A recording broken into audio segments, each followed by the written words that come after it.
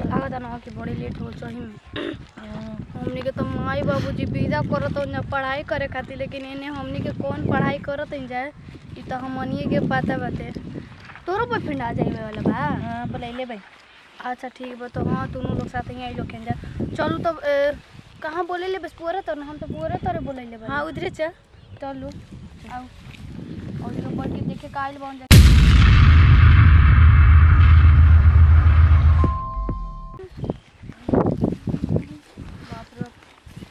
का हो आगु लो जा। आगे जा। काय होता लेट काय कइलो? लेट कहां भइल बा? टाइम से त आइल बानी जा। लेट हो गइल बा। अच्छा कॉपी जाना कॉपी किताब बा। अरे यार रोज रोज तो पढ़त पढ़त मन उबिया गइल बा। सोचनी जा ऐसे चली जा बिना कॉपी किताब के। सोचनी अच्छा? जा कि आज रोमांस कर लेहल जा। हां खुला खुला हवा बा, कितना अच्छा लगता है। तारा ना बड़ी रोमांस करके मन करला। चलो दिया चले के ना जगह पे तब का ख्याल बा हमरा बारे में तोहार? का ख्याल बा? तू बैठा बताओ। नहीं दिए ऐसे बैठे के कहानियां पिछवाड़ा वाला में चले के। कहां चले गए? अब अन्य पिछवाड़ा बैठनी है बेटे ना, तो खुला खुला में कोई देख ना ली। अच्छा चल। पिताजी इतना लागत है झकास ना वे एकदम तारा के देख के बेचैन। हम खराब बनी ना? तारा के खराब कर रही है मतलब आज तुम्हें तो हैंडसम लागत है। ई कहते हैंडसम बनी। अरे का सोचो तो पुआर पे बहुत मजा आवेला। बैठा। तब का हाल बाटे तहार?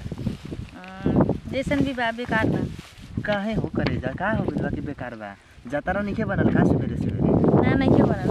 आओ हम आज तार जतारा बना देतनी। अच्छा का खाली किताब पढ़े पर ध्यान देले बालू? अब हमारे सामने पढ़ाई पढ़बू जे पढ़े खातिर नहीं जा। तो का किताब लेके आवत बा के पढ़े नहीं के तरह से मिलाई डेली अभी ना। आवा आज बढ़िया से मिल ली जा। हां तब तहार मन नइखे करत का? मन के लिए बताबे नहीं बनी तो मिली तरह दूरे से। दूरे काहे तू रहेलू सटेल में हमरा में तू तो? अरे सट जाते। अच्छा हाँ सटे के बाद में पहले बतियाई जा। खा के लड़ा। खाना कहाँ सोचन है कि खाना खाइम तो लेट हो जी तो फिर तोहरा से मिल ना पाइम। कहीं के पहले मिल लेम अपन करेजा से, न तो दिन भर तक बिना खैले रहम तब टेंशन नहीं खे। तो खा के ना आए के चाहिए। अरे का जरूरी बा खाए के? तार उठला लिया चाट लेम तो हमने से पेट ना भर जाई। अच्छा काहे का 2.5 किलो मरले बालू? हमरे खातिर कि कोई और खातिर? कोई और खातिर मरले बनी। हां मैं कि तोहरे खातिर मरले भाई? हमरे खातिर मरले हो ना। हां तब आज उठलाली के स्वाद चिखेबू कि ना? पहले खाना के जैसे बात सीख के आवा। खाना तो रोज रोज खाते नहीं, लेकिन हई कहाँ रोज रोज मिलत है। अच्छा एक टेस्टिंग कैसन लगे? टेस्ट लेम तबे ना पता चली। बहुत अच्छा लगे। लेकिन भगवान कसम यार तू आज इतना सुंदर लागत अलू ना कि जना तक कि आज सपने में आ जीबू तू। हकीकत में मिल गेल बालू तो सपना में के का जरूरी बा? अच्छा हंसत अलू तो अवरी तो एकदम करे जबे में जाके धसता। तारीफ करी तारा के कोई तारा से कोई सीखो। अरे ना यार तू इतना सुंदर है बालू ना कि जब से तारा से पहला मुलाकात में खाली मिल रहनी ना तबे से हम प्यार कलानी। का हो गई? घरे जाए के मन करता का? हाँ अच्छा एगो चुमा दे दो। चुमा दे दी। देखो कितना दिन के बाद मिलल बन जाओ ना। देखो दूर दूर का शॉट बालू तनी शॉट करीब हम साटा नहीं तो तू हो नहीं भागत रहा। तारा के जरिया रही ना तो एकदम हमारा से कंट्रोल ना होला। ना होला ना एक काम करो दूरी से बतिया ठीक बा। काहे? लॉकडाउन की वजह से कोरोना चलता ना। कैसन यार कोरोना चलते तो कौन हमनी में कोरोना बाटे? आओ ना इस स्थिति में ना गर्लफ्रेंड बॉयफ्रेंड दोनों अलग ही रहना चाहिए, समझ गए?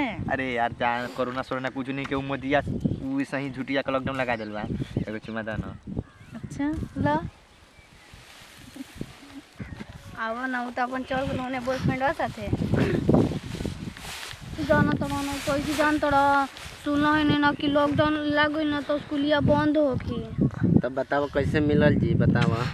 वैसे मिलल जी का कुछ कुछ बहाना करके घरे से आवे को पड़ी। सप्ताह में शायद 1-2 दिन मिल जाए तो वही काफी बात है। देख ना मिल पावल जी ना तो हम तो जीते जीत मर जाए। पागल लड़ाई से काहे बोला तोड़ा? तारा का लागत हम तारा बिना जिंदा रह जिम ना मिलो ना जाए दब फोन से बात करल जी और का मिलल उतना जरूरी थोड़े ना के। फोन से बात करके रह जाए जी। अब का करल जी रहेंगे ना पड़ी कबो कबो टाइम निकाल के घरे से बहाना उना करके कुछ कुछ आदमी तारा से मिले खातिर।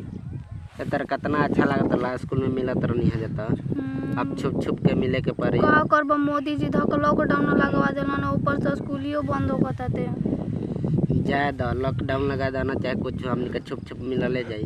अच्छा ठीक बा तब का ख्याल बा काहे उदास बा ये घरे ऐसे ही टेंशन बाते हो हमरा रहते टेंशन का रहता काहे का तारा छोड़ा हम तारे के वैसे भी तारा देख के ना सारा में टेंशन दूर हो जाला का विचार बा का विचार देखो कोरोना वायरस चल रहा तो दूर रहो ठीक बा हां दूर रह के रह पाई अच्छा तो बता रह पाई बाप रे जेकर शादी होगा त दूल्हा है दुल्हन उ सुहाग रात नहीं कसन मनाते एगो बेड पर सुतत नहीं कसन हमनी के त बाप रे इतना चिपकल बन कोई धर ली ना त सीधे ई तारा गलत फहमी बा हां काहे जेकर शादी हो गल बा उ सुहाग रात नहीं के मनावत ना नहीं के मनाओ देखिए त न्यूज़ पर अरे न्यूज़ पर झूठा बोले न सब झूठा बोलेला सन हो और ना हो हम सुलाई ने हो गांव में ना शादी भइल रहे ना तो का त दूल्हा दुल्हन के साथ सुत ही नहीं कसन कोरोना वायरस के चलते इहो बात बा अब तो तारा दिन जिए ना पाई समझ लो हमसे मत करो हां जी ना पैबा अच्छा एक बात कही का बोला शादी केकरा से करबा हमरे से ना कि कोई और से इहो पूछे वाली बात बा का हां मतलब जो का अगर तू हमरे तोहरा सिवाय हमारा दिल में केहू है नहीं के समझ लो ना करबा शादी ना तो मर हम सही में जान देखा मुँह वाली बात तो बोला जा हाँ पता बा हमरा कैसे कि तू हमसे बहुत प्यार करला ना शक बा ना सक नहीं के पूरा अब का चाहता लो का ये कुल बात बतियाबू तो का बते बोलो ना कुछ रोमांटिक बात बतियाबो अच्छा कितना दिन पर तो मिलल बनी जा हम्म, इहो खुला आसमान में सिवान में रोज रोज पता ना हुआ हमरा तो इसी टेंशन मोल बा कि एग्जाम में आवे वाला बात का रिजल्ट में आई ई पागल ये कुल बात करे आई बारू दिल के बात बोला दिल के का दिल के बात करी तू हमर दिल के धड़कन हड़ा और तू ही हमर सांस हड़ा तू ही हमर प्राण हड़ा तू ही हमर जान हड़ा ये तो बढ़ले बा तब ऊ का करत रहो हम कते खींचा तनी का करतो सो हम देखा नहीं हां का लिफ्टर ना सही चलो ना लिपटल रसने तरे सही देखे आयो मतलब कोरोना पटा के मत लेके आओ कोरोना कोरोना कह के तो मन खराब कर देता हमरा बहुत डर लागल है सबसे तेरा मत काहे? धीरे आवा ना ना बाक ना अभी ना अभी ना ना शादी बात पूछो शादी बात तब तक हम यही तड़पड़ाते रहे तो का हो जाए मतलब कि अच्छा ठीक है